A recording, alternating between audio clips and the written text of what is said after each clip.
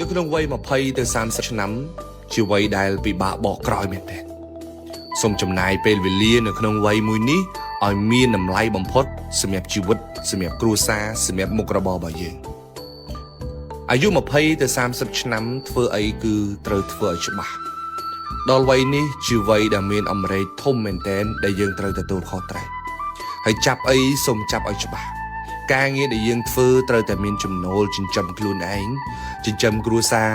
ចិញ្ចឹមជីវភាពរស់នៅរបស់យើងឲ្យបានល្អអ្នកខ្លះដល់វ័យនេះហើយគាត់នៅនិយាយពាក្យថាធ្វើលេងធ្វើសិនអត់ដឹងធ្វើអីជាដើមហើយបើសិនជាវ័យនេះយើងសត់ចំណូលទៀតយើងនឹងពិបាកមែនតើនៅថ្ងៃក្រោយនៅក្នុងវ័យនេះធ្វើអីសូមធ្វើឲ្យច្បាស់ចាប់អីសូមចាប់ឲ្យច្បាស់លក់ដូរអីសូមលក់ដូរឲ្យច្បាស់ត្រង់ចំណុចមួយទៅធ្វើអីធ្វើវាឲ្យសកម្មធ្វើវាឲ្យវាមុតហើយផ្ដោតលើវាផងអ្នកខ្លះនិយាយថារកចំណូលពីការងារហ្នឹងបានច្រើនគួរសមដែរប៉ុន្តែដូចជារកអីដែលខ្លួនឯងស្រឡាញ់ហ្នឹងមិនទាន់ឃើញហើយចេះតែមិនទាន់ច្បាស់ហើយចេះតែធ្វើលេងអញ្ចឹងទៅព្រោះកំពុងតែរកការងារដែលខ្លួនឯងស្រឡាញ់ហ្នឹងមិនទាន់ឃើញសម្រាប់ខ្ញុំបើការងារទាំងឡាយណាដែលកំពុងតែរកចំណូលឲ្យយើងនាពេលបច្ចុប្បន្នហ្នឹងណាបងប្អូនសូមចំណាយពេលវេលាទៅលើវាឲ្យច្រើនតិចទៅថាមិនត្រូវយើងអាចនឹងចូលចិត្តវាថាមិនត្រូវយើងអាចនឹងស្រឡាញ់វាក៏ថាបាន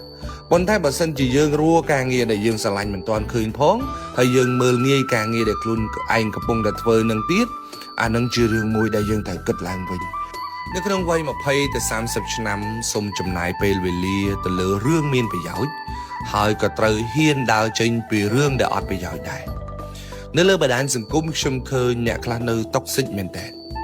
ឃើញគេផុសការងារមួយចំនួនដែលអត់មានប្រយោជន៍ឬក៏មិនពេញចិត្តជាមួយវីដេអូជាមួយ content ដែលគេផុសហ្នឹងអត់អូសម្លងទេនៅតែចំណាយពេលវេលាវែកញែករੂខុសរੂត្រូវ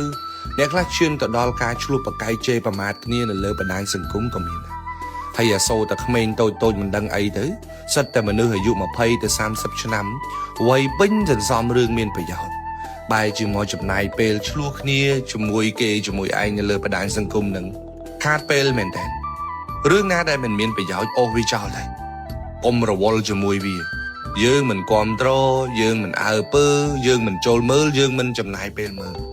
បណ្ដាញសង្គមបច្ចុប្បន្នប្រៀបដូចជាទឹករលកប្រៀបដូចជាសមុទ្រអញ្ចឹងអ្នកចេះនេសាទគេកំពុងតែរកត្រីហើយអ្នកដំណើរដែលគ្មានគោលដៅនឹងកំពុងតែពុលរលកនៅលើហ្នឹងអ្នកចង់បានជម្រើសមួយណាអានឹងជាសិទ្ធិរបស់យើងទេសូមចំណាយពេលវេលារបស់អ្នកឲ្យមានតម្លៃបំផុតសម្រាប់ជីវិតរបស់អ្នក